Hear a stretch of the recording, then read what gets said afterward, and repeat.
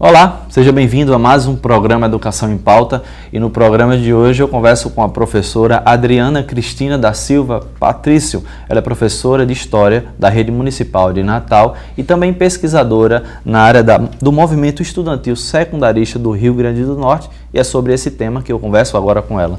Professora Adriana, seja bem-vinda ao programa Educação em Pauta. Obrigada, Bruno. Professora, prazer estar aqui, né? Prazer tê-la aqui. Professora, tem pesquisas na área da movimentação estudantil, especialização, desde a graduação, não é? Isso. Movimento secundarista do estudante. Queria que a gente pudesse fazer um histórico, até para quem está em casa possa entender também essa terminologia bastante importante que nasceu em um período histórico muito conturbado, digamos assim, né, professora? Bom, a gente vem pesquisando, né, o movimento estudantil secundarista aqui do Rio Grande do Norte, faz uma passagem, é claro, pelo movimento estudantil geral na história do Brasil, que sabe que é um movimento muito importante, que esteve presente em várias lutas e transformações sociais da nossa sociedade, né, desde o período imperial. Então, o movimento abolicionista, o movimento republicano, os estudantes que vinham de fora, que tinham a formação que nós já tínhamos curso superior aqui, começamos a ter no período imperial, né, eles começavam a fazer essa discussão e adentrar nesse patamar de transformações sociais durante todo o período imperial e, sobretudo, no início do século XX. Né, que aí nós vamos ter a organização dos estudantes passando por organizações de entidades estudantis. A nível nacional, a União Nacional dos Estudantes, que abrange os estudantes universitários, foi criada em 1937, e a nível secundarista, a UBS, que é a União Brasileira dos Estudantes Secundaristas, né, que são os estudantes que eram de primeiro e segundo grau, hoje o nível fundamental, a educação básica, fundamental e médio, né? Então eles fizeram a sua entidade representativa em 1948. E bem em meio à luta do petróleo, né? Tem uma bandeira de luta muito divulgada, né, nos movimentos estudantis na nossa sociedade, que é o petróleo é nosso. Foi quando a Petrobras começou a ser criada, né? Em 54 foi criada por Getúlio Vargas e eles estavam à frente também dessa luta, junto com os trabalhadores, enfim. Mas nós tivemos um grande período de recessão desse movimento, na verdade, durante os governos militares, né? Porque aqui no Rio Grande do Norte foi formada uma associação potiguar de estudantes em 1928, né? E depois o CEP, né, que foi uma outra entidade que acabou aglutinando essa associação potiguar de estudantes, que foi o Centro Estudantil Potiguar, e posteriormente, em 1948, foi criado, foi criado novamente a AP. Né, que aí essa AP ficou paralela ao CEP, eram estudantes, diretorias, de certa forma, elas disputavam o movimento estudantil, mas ambas foram extintas em 1964 com o golpe militar. Né? Professora Adriana, fazendo uma pausa ainda nesse movimento, né, para chegar até os dias de hoje, alguns articulistas ou até escritores costumam fazer, até de maneira recursiva, não sei se conceitual, essa distinção entre o que é estudante e o que é aluno, né? O estudante é esse que faz a transformação da educação, a senhora concorda com essa categoria, e o aluno é aquele que fica um pouco à parte, está dentro do processo produtivo, mas o estudante é esse que é consciente e faz parte da mobilização? Esse estudante, assim, enquanto indivíduo, né, a gente pensa ele um sujeito que está no seu patamar de escola, e a partir do momento em que ele começa a se transformar no cidadão, e a esfera do movimento estudantil é um espaço importantíssimo para isso, porque acaba fazendo com que esse estudante, muitas vezes, aqueles estudantes mais questionadores, eles até se inserem, identidade se também, identificam, né, com esse espaço do movimento, né? Então ele acaba agindo. Que, de certa forma, essa ação é uma primeira, no movimento secundarista, podemos dizer que o movimento estudantil é um primeiro espaço de atuação política, né? Então, assim, nós, os indivíduos, nós vamos ter vários espaços de atuação política durante a nossa formação inteira. Mas o movimento estudantil pega essa primeira fase do ser, né, do estudante, né? A primeira fase em que ele começa a pensar, a questionar e a descobrir e até reivindicar direitos no âmbito da escola. O status quo, né? No âmbito da escola e no âmbito mais geral. Que, por exemplo, nas pesquisas que a gente fez, a gente viu que o movimento estudantil secundarista aqui no Rio Grande do Norte, né, ele teve esse momento dos governos militares que afetaram A gente até está falando do Dia Nacional de Luta dos Estudantes, então nós temos esse marco. No último dia 28 de março, né? Isso. O marco com a morte do estudante Edson Luiz, era um estudante secundarista, né, que foi assassinado numa manifestação no restaurante universitário, o restaurante Calabouço, em 1968. E aí teve uma grande repercussão essa morte, e o movimento estudantil em si pega esse simbolismo. Esse marco, né? Simbolismo, quando o corpo de Edson Luiz foi retirado de lá, foi levado em manifestação também pública, e serviu para intensificar a luta contra a ditadura, que também, assim, nesse mesmo período de passeata de 100 mil, em 1968, nós também tivemos um momento de repressão mais forte, que foi a instituição do Ato Institucional número 5, né? E assim, veio com grande repressão, fechou de vez as entidades estudantis, o Congresso da UNE, na época, em 1968, em Biúna, foi invadido por militares, os estudantes foram presos, enfim. O que fez com que vários partissem para a clandestinidade, né? Para a luta em partidos clandestinos, luta armada, enfim. Aqui a gente tem alguns símbolos que, inclusive, o movimento estudantil, ele costuma, no seu período de reorganização na década de 80, pegar essas pessoas que lutaram na ditadura militar e eles se apropriam dos nomes dessas pessoas para falar da sua identidade, para montar o seu grêmio estudantil, né? Então, Cilton Pinheiro, Emanuel Bezerra, que hoje, inclusive, é nome até de uma escola do município também, né? O estudante Emanuel Bezerra, que foram pessoas referências nesse processo de ditadura militar no Brasil. A senhora falou aí desde o Grêmio, né? Esse aluno começa na parte secundarista, no ensino médio, já uma mobilização, um ativismo, né? Eu queria que a gente pudesse fazer, é óbvio que a gente não vou pedir para a senhora citar todos, mas a gente sabe que tem uma forma de organização, né? Que parte desde o Grêmio, a UNE e por aí vai. De forma até assim, cartográfica, quem a gente poderia citar para que o telespectador possa compreender como funciona essa questão dessas hierarquias ou do funcionamento dessas organizações? Bom, no espaço da escola, né, as lideranças estudantis, elas já se organizam dentro da própria sala de aula. Nós temos os representantes de turma, né, que são eleitos normalmente, e esses aí são a base para o Grêmio Estudantil, que é a entidade que representa os estudantes em geral da escola. Né? Então, esses estudantes, eles são organizados em várias escolas, têm os seus grêmios, que vão dar base para a entidade municipal. Né? No caso da década de 80, que nós vamos ter a construção, não foi nem a reconstrução. Eu falei da APES, né? Falei da AP antes dos governos militares, mas na década de 80 a gente vai ter a construção de uma entidade municipal, que é a UMES, a União Metropolitana de Estudantes Secundaristas, que vai ser fundada, vai começar a se organizar a fundação dela a partir de 1981, né? Então, com uma grande uma organização a nível estudantil, a gente tem outros níveis de organização de estudantes. No nível universitário, isso se organiza nos CEAs, né, que são os centros acadêmicos, que vão dar suporte para a formação do DCE, que seria a entidade que representa os estudantes de uma universidade, e aí teríamos aí a entidade nacional, que é a União dos Estudantes Secundaristas. No caso, hoje em dia tem inclusive da pós-graduação também, né? Universitários. Inclusive Sim. Tem pós-graduação também. Assim, eles hoje têm um âmbito maior, né, de organização, porque os cursos universitários eles também se expandiram, enfim. Nós temos essas outras entidades também. Professora, vamos conversar um pouco sobre as suas pesquisas. Né? Por exemplo, a gente citou a questão de alguns movimentos e períodos marcantes na ditadura, né, do movimento estudantil também. Por exemplo, a nível nacional a gente tem em 47 um assassinato de Onestino Guimarães, né, um dos líderes da União. Em âmbito local, dentro dessas pesquisas, por exemplo, existiu algum momento marcante, algum assassinato de alguém da mobilização, do movimento estudantil, que possa representar também um pouco dessa identidade da luta local? Como eu te falei, esses estudantes que eu te falei, né, Emanuel Bezerra, Cilton Pinheiro, nós temos outros também que saíram do movimento estudantil e morreram jovens também no tempo da ditadura militar, como a Natália Alves, né? Foram estudantes que, assim, na memória coletiva do movimento estudantil, são relembrados. Eles são pessoas que marcaram porque lutaram pela democracia e acabaram sendo mortos, né, no âmbito dessa luta.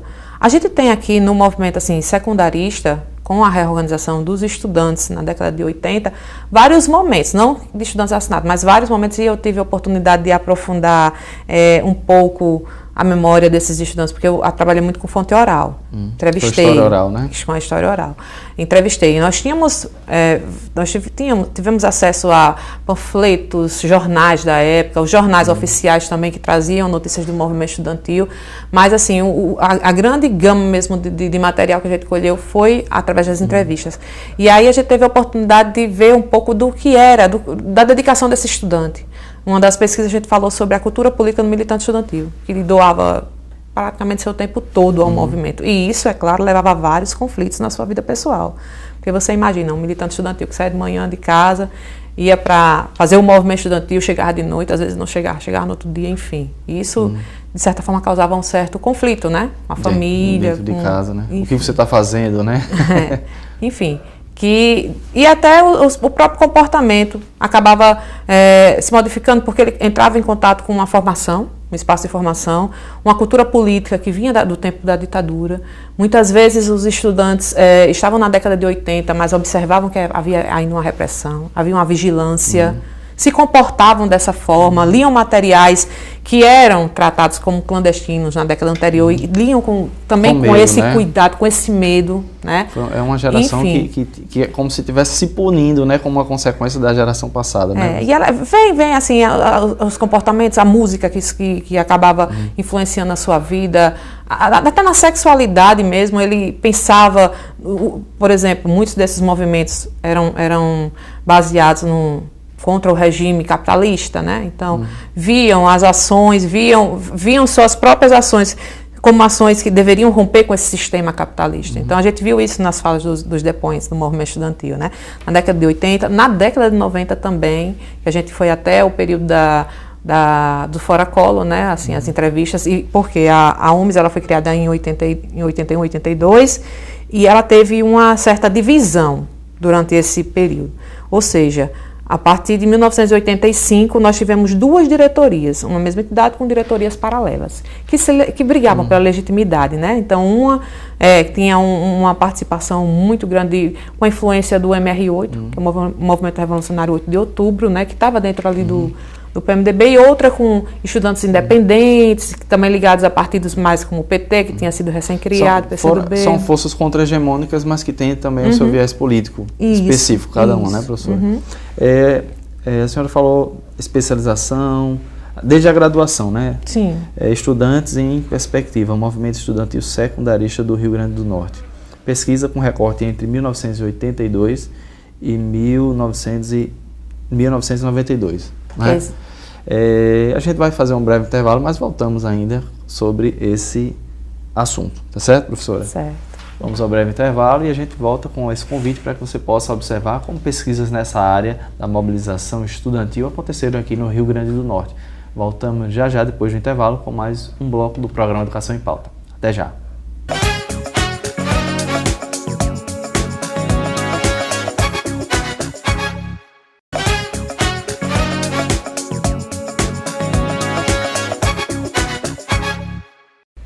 Voltamos do intervalo e eu continuo a conversar com a professora Adriana Cristina da Silva Patrício, pesquisadora na área da movimentação estudantil, movimentação secundarista. Professora, no bloco passado a gente ia entrando, eu precisei fazer uma pausa, até porque agora é um assunto muito importante, né? A condição de cientista, de pesquisadora, que vem contribuir para um recorte da memória, da identidade deste movimento no nosso estado, né? E a primeira pergunta, como é que foi então essa primeira pesquisa? Estudantes em perspectiva, Movimento Estudantil Secundarista do Rio Grande do Norte, com recorte entre 1982 e 1992. Né? Que lutas tiveram dentro desse período, por exemplo? Bom, assim, esse período ele é marcado pelo período de fundação, né, da União Metropolitana dos Estudantes Secundaristas, que é exatamente o período de reorganização do movimento estudantil aqui no município de Natal e no estado, no Rio Grande do Norte. Nós vamos ter em 1988 a criação da APES, a reconstrução da Associação Potiguar dos Estudantes Secundários, né? Então, enfim, esse período é um período marcado por diversas lutas. A gente está aí no meio do final da ditadura militar, né, dos regimes militares, e nós temos a reorganização desse movimento, que se baseia muito assim. A gente tinha durante os governos militares centros cívicos, né? Os grêmios eles foram extintos, as entidades também foram extintas. Então, os centros cívicos eles tinham mais esse aspecto de fazer atividades dentro da ordem, né? Daquela ordem autoritária. Então, enfim, os estudantes começaram a se reorganizar a partir da década de 80, querendo a construção dos seus grêmios livres, né? Livres de ditadura, livre de opressão, livre de repressão.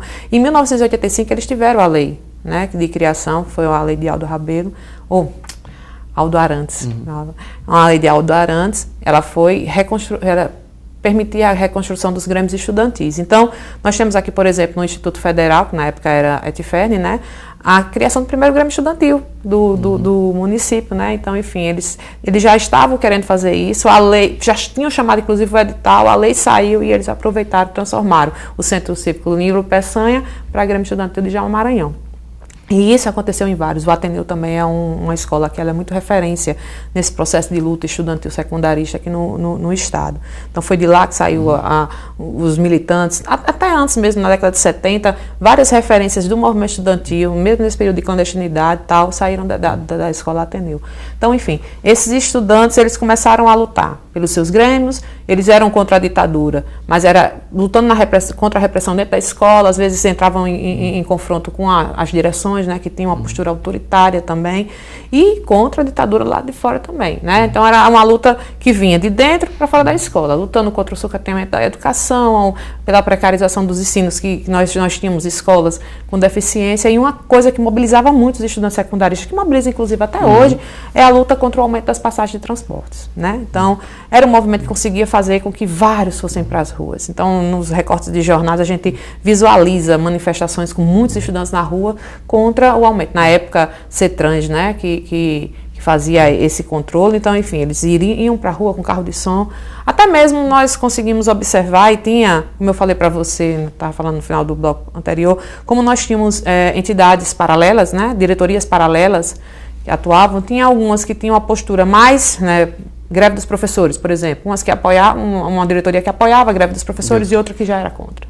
Então, assim, tinha um lado, nós tínhamos esse viés. Né?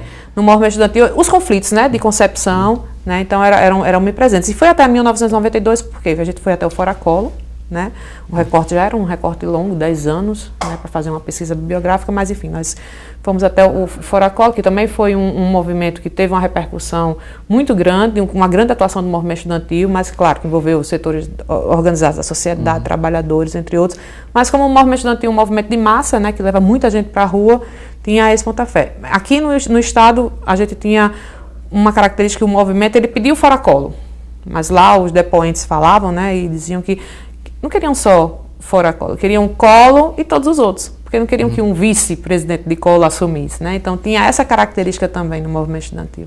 E essa pesquisa, ela ganha força também com a especialização, né? Já em um período que vem do início da ditadura, 60, vai até 90 também, um pouco parecido com isso, né?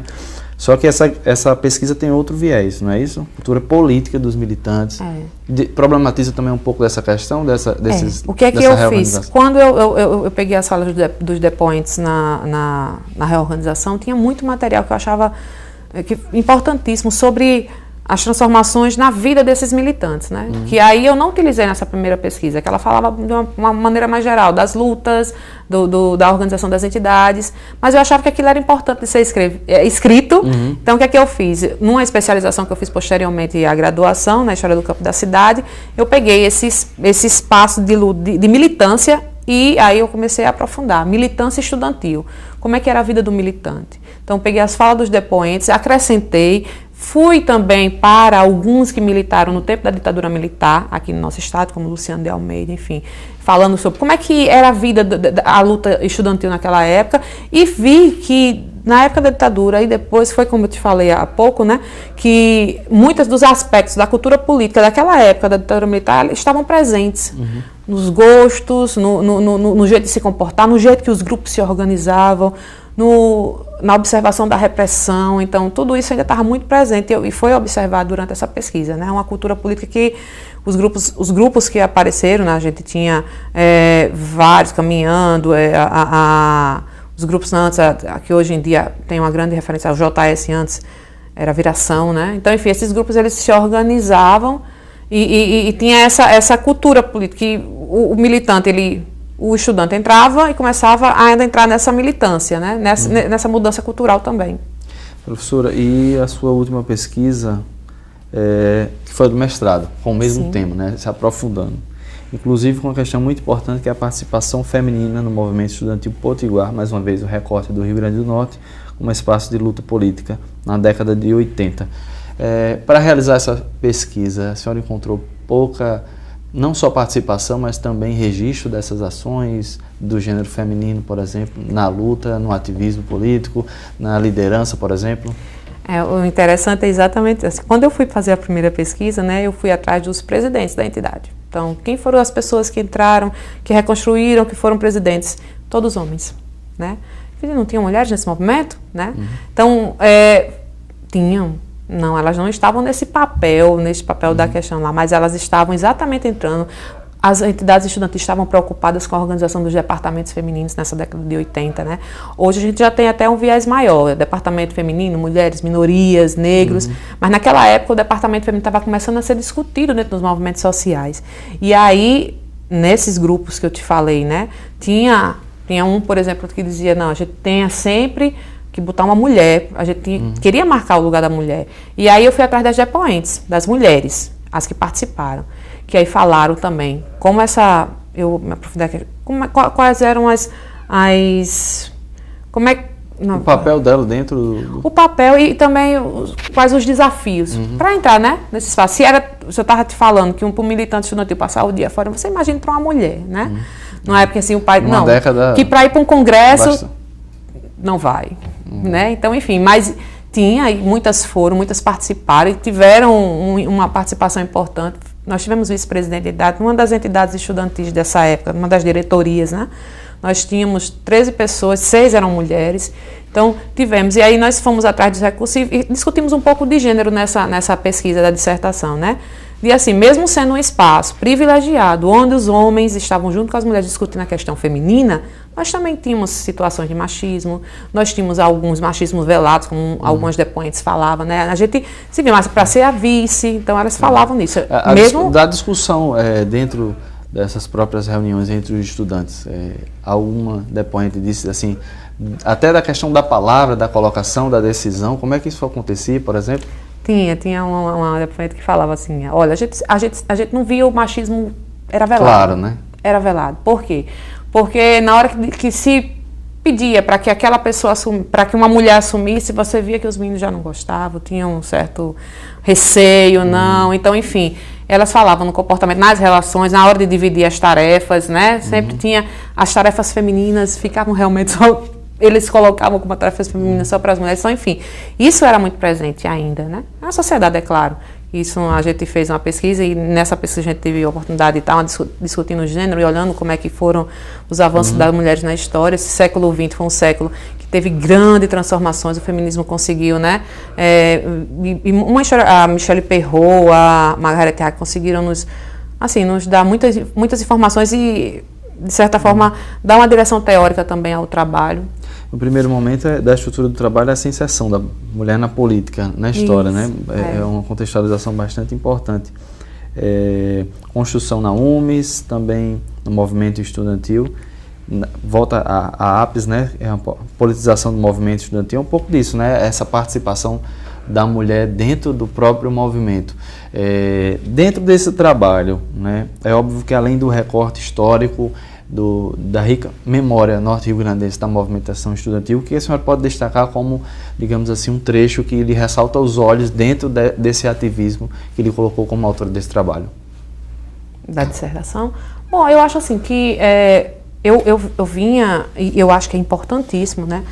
A história, ela durante muitos anos, durante séculos, na verdade, ela teve uma visão ligada só para o mito, para o herói, esse herói masculino, né? Os reis, né? Os heróis da história. E durante um século para cá, né? Mais na década de 30, de 40, novos olhares começaram a ser vistos. E aí a gente começa a perceber que a história ela é plural e ela pega vários segmentos. Então nós temos aí várias pessoas trabalhando na história dos excluídos, os excluídos da história, mulheres, negros, indígenas, né? E eu, quando estava discutindo, eu tinha essa afirmação, dizendo, não, eu quero mostrar as mulheres por uma questão também política, né? De afirmação, que as mulheres tinham local, elas foram esquecidas durante muito tempo dos recortes e tal, mas elas estavam lá. E elas não queriam, é claro que a pesquisa não estava interessada em dizer, a mulher aqui foi melhor ou não. Claro, não claro. era isso, ela queria mostrar o espaço que ela tinha lá e as discussões em que ela estava inserida. Então foi essa prerrogativa que nos impulsionou, né? De tentar. Então, já vinha, o movimento estudantil já não era um movimento social, que também já não era tão visto. Já tem, que é trazer o movimento estudantil à luz das pesquisas. E aí trazer, dentro desse movimento estudantil, as mulheres também, que já era também uma afirmação política para poder trabalhar essa massa excluída. Né? Até para repensar, né? Tem um momento que você fala da questão do consenso do conflito, heterogêneo, né? É essa discussão, né? O papel dela lá dentro, junto com todos os jovens, os estudantes. Fazendo um recorte, professora, a senhora foi uma pesquisadora que pôde investigar uma contextualização, digamos assim, um panorama maior ao nacional, da década de 60 até os dias de hoje. Trazendo para essa mobilização que temos hoje, né? Desde movimentações de junho, né, as manifestações de junho, Rio Grande do Norte, em 2011 a gente tem também o combustível mais barato já, Fora Me Carla, até as movimentações atuais. Como é que a senhora avalia o grau de mobilização desse movimento hoje? Por exemplo, a gente teve um dia de luta nacional que poderia ter uma representação muito maior de discussão. Como é que a senhora avalia, então, esses dois contextos, digamos assim? Quando a gente está pesquisando o movimento estudantil, né, os depoentes, eles têm aquele período que eles estavam inseridos na história como um período, é claro, estão dentro de um período de grande efervescência. E a gente nota que, assim, vai passando o tempo, cada época tem a sua particularidade, né? Nós tivemos um movimento mais recluso na década no final dos anos 90 tal. E aí a gente hoje percebe, realmente, que o movimento estudantil está tendo uma efervescência maior, são muitas transformações acontecendo, e esse movimento agora que foi ocupando as escolas, né, que a gente teve lá fora e aqui, também no estado, ocupações nas escolas a nível do estado. Então, com bandeiras de lutas, algumas que se parecem com aquela época, como o aumento do transporte, sempre aglutina muita gente, né, a revolta. Mas, assim, outras bem marcantes. Hoje a gente tem os estudantes lutando aí contra a reforma do ensino médio. Mas por que não querem reformar? Não, porque não foram escutados, né? Não foram ouvidos.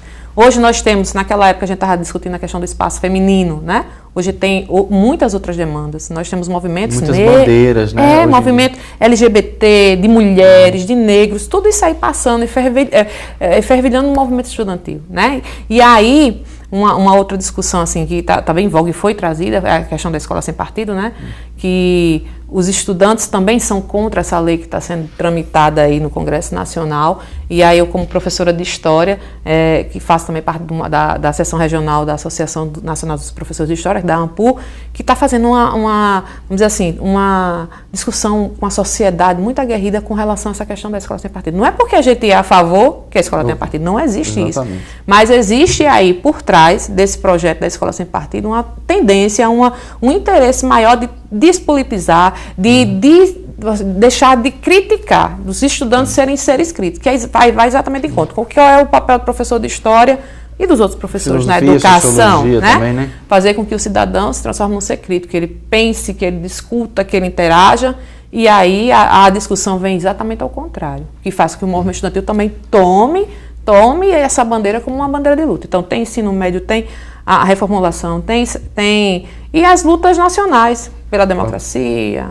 É isso. Muito obrigado, professora Adriana. Infelizmente a gente tem que dar essa pausa porque no tempo do programa, mas agradeço pela exposição das suas pesquisas e essa contribuição. Muito obrigada. E a você de casa, muito obrigado por ter acompanhado mais um programa Educação em Pauta. A gente se vê na próxima semana com mais uma edição do nosso programa. Lembrando que tem a exibição aos sábados, 10 horas da manhã, e domingos também no mesmo horário aqui na TV Câmara, a nossa reprise. A gente se vê na próxima semana. Até lá.